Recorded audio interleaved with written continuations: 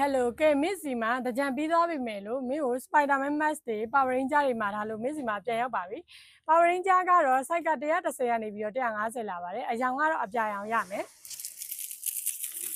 အပြာရမယ်အနီရမယ်ပေါ့နော်မင်းပြီးရင်တခြားလေးမိက Miss စီမှာ Spider-Man mask တွေလည်းပြန်ရောက်ပါတယ် Spider-Man mask ကတော့အနီရယ်နဲ့ရယ်ပေါ့နော်ဒီတစ်ခေါက်ကကျတော့ရိုးရိုးမဟုတ်ပါဘူးခေါင်းကိုထိလိုက်တာနဲ့မီးလင်းတယ်မင်းအမောင်ထဲမှာတခြားလေးပြပေးမယ်နော်ဒါလေးကအလင်းပြန်နေတော့မမြင်ရလို့ပါရှင်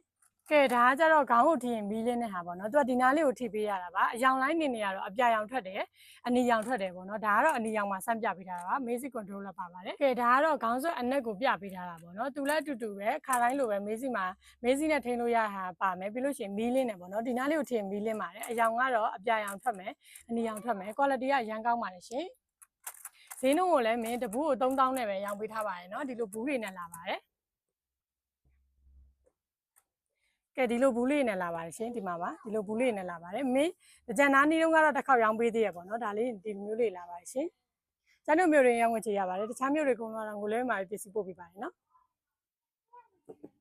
ခုနအတွင်းထဲကိုမပြလိုက်ရလို့ပေါ့နော်အတွင်းလေးတစ်ချက်ပြပေးပါမယ်ဒါကတော့သူ့ရဲ့အတွင်းကပေါ့နော်ဒီမှာပါဒီလိုမျိုးပါနော်ဒီလိုမျိုးလေးပါရှင်ပြီးရင်ဒီမှာမေးစီမှာထိန်းလို့ရတယ်မေးတိုင်းခလုတ်ပါပါမယ်ပြီးလို့ရှိရင်ဒီမီးကိုလင်းဖို့တက်ဒီမှာကျိုးပေါ့နော်သူ့ရဲ့အာတွင်ကျိုးလေးလည်းပါပါတယ်ရှင်ဒီမှာပါအာတွင်ကျိုးလေးလည်းပါပါတယ်ဒါလေးပြဖို့မေ့သွားလို့ပါရှင်